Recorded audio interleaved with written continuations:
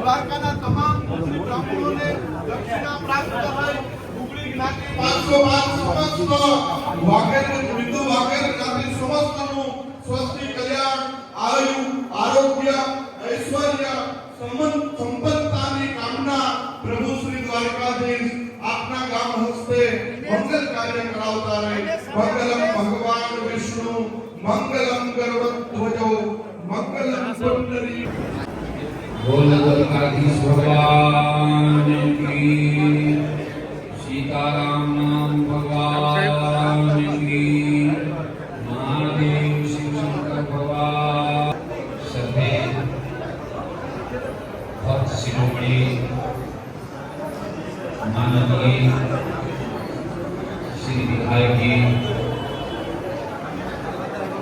इस धर्म कक्ष में उपस्थित सभी धर्म स्वरूप धर्मराज को सहायक पदाधिकारीगण भगवान नारायण द्वारकाधीश भगवान की कृपा से आप लोगों के बीच बहुत बड़ा नाम जापो नेपाल से साधु संत 1008 नरदेश्वर शिवलिंग की स्थापना करके 9 दिन 9 रात सीताराम नाम का जाप करेंगे।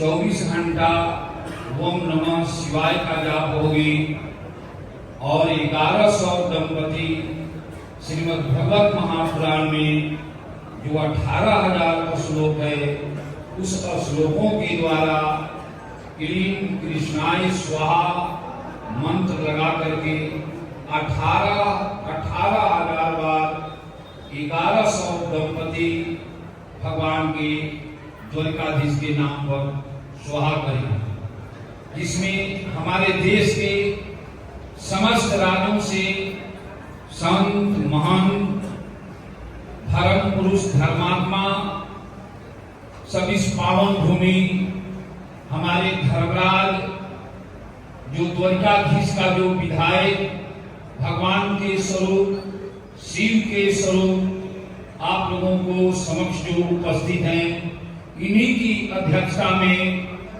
हम लोगों ने 4 जनवरी से लेकर के 16 जनवरी तक लगातार वो सीताराम नाम का प्रोग्राम चलेगा। सज्जनों, में आप लोगों को थोड़ी सी शब्दों में मैं संबोधित कर देता हूं कि यज्ञ क्या है। यह तो हमारे द्वारकाधीश भगवान की पावन भूमि, जिस समय कल्याण किसको कहा जाता है? जो काल जगन्नाथ का जो काल स्वरूप कल्याण है, जो हमारे 56 कोट भगवान की अनुयायी जनवंशियों को ग्रासा, तो भगवान ने उस भूमि को खोज करके यह पावनपुरी द्वारिका का निर्माण करते हुए द्वारिका में निवास किया, जहां पर कि एक ही स्थान है भगवान द्वारिकाधीश का आ गए और यही भगवान द्वारिकाधीश का राज तिलक हुआ। जो प्राणी एक बार द्वारिकाधीश का दर्शन कर लिया, फिर उसको जन्म मरण चक्र में पड़ने की आवश्यकता नहीं।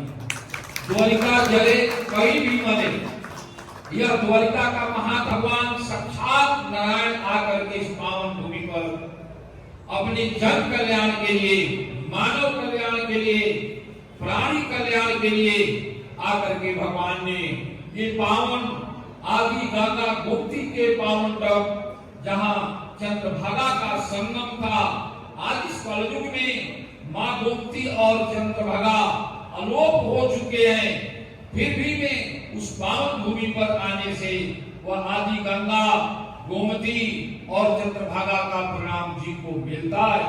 भाई बंधुओं, मैं आप लोगों को संबोधन कर देता हूँ, विशेष रूप से संबोधन कर देता हूँ।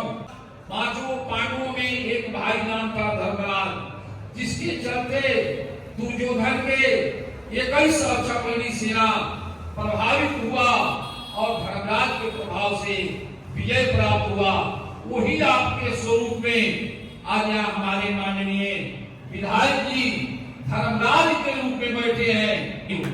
सबका कल्याण होगा, इसलिए 1100 दंपति का संकल्प किया गया है। थोड़ा सा आता है क्षत्रिय समाज में क्षत्रता का एक स्वरूप आता है, जिस स्वरूप को पालन करना पड़ता है। मैं कल रात के सत्संग में मैं बतलाया 1100 क्षत्रिय और क्षत्रियाएं इसमें नारायण क्लीन कृष्णाय स्वाहा के नाम से आहुति करेंगे 18,000 बार। इस जग का नाम जो रखा जा रहा है द्वारिकाधीश महाकुंभ द्वारिका, जिसका अध्यक्ष है हमारे माननीय विधायक बहुत माने जी हैं। और मैं कभी काल अपने मन में भास करते हैं कि अकाल पड़ गया, अनावृष्टि हो गई, यह मैं दिवाली के साथ कहता हूँ, यह जीवन काल में कभी अनावृष्टि नहीं होगा और समान वृष्टि होते रहेगा। हमारे किसान भाइयों को जीवन भर जल की कमी नहीं होगी और हमेशा वो अमृतमय जल का सेवन करते रहेंगे। जग का महात्म क्या होता है? जग करने वाले रीति जिसको जगमान कहा जाता है। आज हमारे विप्र मंडली बैठ करके भगवान को झंडारोहण के लिए संकल्प कराया। आज सभी मैं विप्र मंडलियों को मैं आग्रहित करता हूँ, आमंत्रित करता हूँ कि जब तक यह शरीर रहेगा तब तक इस विप्र मंडलियों को मैं साथ लूंगा और सारे विप्र मंडलियों को पालन पोषण भगवान की कृपा से होते रहेगा। जग का थोड़ी सी महात्म है, आप लोगों का क्या महात्म होता है? यज्ञ से समय समय पर वृष्टि होती है। भगवान नारायण ने श्रीमद् भगवत गीता में कहे हैं अन्याद भवन्ति भूतानि, यह गीता अध्याय 3 का जो 14 श्लोक है, आप लोग निकाल करके देख लेना। अन्याद भवन्ति भूतानि, भूतानि माने जीव होता है, भूतानि माने प्राण होता है। यदि हम लोग जाने कि प्राण किस धातु से बना हुआ है, प्राण बनने का कारण, प्राण का उदय, प्राण की उत्पत्ति कहां से होता है? अन्याद भवन्ति भूतानि, प्राण की उत्पत्ति अन्न से होता है। भगवान कृष्ण से अर्जुन ने पूछा कि भगवान अन्न की उत्पत्ति कैसे होती है? यह समझने की चीज है। भगवान कृष्ण से पूछा, हमारे द्वारकाधीश ने अर्जुन ने पूछा कि अन्न की उत्पत्ति कैसे होता है? तो पर्जन्यो अन्न संभव, पर्जन्यो माने वृष्टि, पर्जन्यो माने वृष्टि, पर्जन्यो अन्न संभव, वृष्टि से अन्न की उत्पत्ति होती है। वृष्टि कैसे होता है? हरा अनाथ होकर के पड़ी हुई है। कलयुग व्यापक हो चुका है, हर घर में, हर राज्य में, हर प्रदेश में, हर देश में, विदेशों में कलयुग सबको प्रभावित कर दिया है। सभी लोग अपने अपने धर्मों को त्याग करके अन्यत्र धर्म को अपना लिए हैं। लेकिन सज्जनों याद रखना, कलयुग है तो कलयुग में सतयुग है, सतयुग है तो द्वापर है, द्वापर है तो आज त्रेता है। जब हम द्वारिका में आते हैं तो साक्षात द्वापर दिखाई देता, जब हम द्वारिका में आते हैं तो साक्षात द्वापर दिखाई देता है। हमारे गौओं गली गली आनंद से घूम रही है, अपने बछड़े को दूध पिला रही है, जन समुदाय को सेवा कर रही है। आज हमारे द्वारकाधीश गौशाला में हजारों की संख्या में गौओं ने महापुरुष का ऐसा अवतार होना चाहिए कि 50-50 हजार के प्रतिदिन घास खरीद करके गौओं को पूरी खुलेआम बातचीत कर रहा हूं कि द्वारकाधीश गौशाला पर पंचमी से अखंड महामंत्र का जाप शुरू होने जा रहा है।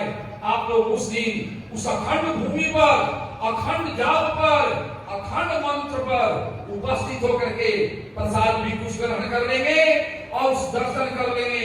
यह 90 दिवसीय अखंड सीताराम नाम का महामंत्र का जाप चलेगा। ये पंचमी से निर्धारित है। नाम जापक नाम नेपालों से मैं बुलाया हूँ नाम जपने के लिए। ऐसा तुलसीदास जी ने लिखा है, सोई कवि कोविद सोई रणधीरा, तुलसीदास जी रामचरितमानस में लिखा है, सोई कवि कोविद सोई रणधीरा, अजो चल छाड़ी भजऊं कबीरा, ये तुलसीदास जी महाराज जी लिखे हैं। वही विद्वान है। सोई कवि कोविद सोई रणधीरा, जो चल छाड़ी भजहु रघुबीरा, ये तुलसीदास जी रामचरितमानस में लिखे हैं कि वही विद्वान है, वही बलवान है और वही विजेता है जो कपट को छोड़ करके भगवान महान मंत्र का जाप करता है, जो द्वारिकाधीश को एक बार 24 घंटा में कभी एक बार द्वारिकाधीश का नाम आप लोगे, जीवन के जन्म मृत्यु चक्र से यह प्राणी जीव छूट जाता है। भाई बंधुओं, बताओ मानो, यह मैं संकल्प लिया हूं, यदि आप लोगों को संत वाणी सुनना होगा तो पंचमी शुक्ल पक्ष पंचमी से 1 घंटा शाम को आप लोगों को सत्संग मिलेगा। कथा नहीं, मैं कथा नहीं करता हूँ, मैं 1 घंटा सत्संग दूंगा। 1 घंटा का सत्संग आप लोगों को कई जन्म तक काम करेगा। संसार में 2 ही चीज दुर्लभ है। तुलसीदास जी ने लिखा है, संत समागम हरि कथा तुलसी दुर्लभ दो। ये तुलसीदास जी ने लिखे हैं। इस मृतलोक में सब कुछ सुलभ है। रावण को 1 लाख पुत्र था, 1.25 लाख नाती था। रावण सोने के घर में रहता था, ये सब लोग जानते हैं। हम लोगों की 2 भुजाएं हैं, रावण की 20 भुजा थी।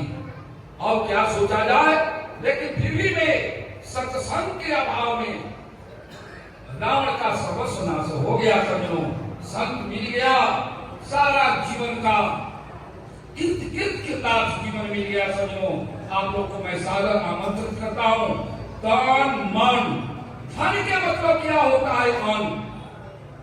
अन्न जरूर उस जग में 50 ग्राम अन्न किसी को खिला देना प्राणदान हो गया। आप लोग सब कर्मियाता से उस समय उस मुहूर्त में मैं तो सोचा हूं कि ठीक द्वापर का जो स्वरूप था, द्वापर को निर्माण करके यह मानूंगा, यह मेरा संकल्प है। हमारे साथ धर्मराज खड़ा है, धर्मराज खड़ा है तो महाभारत को जीतने में कोई दिक्कत नहीं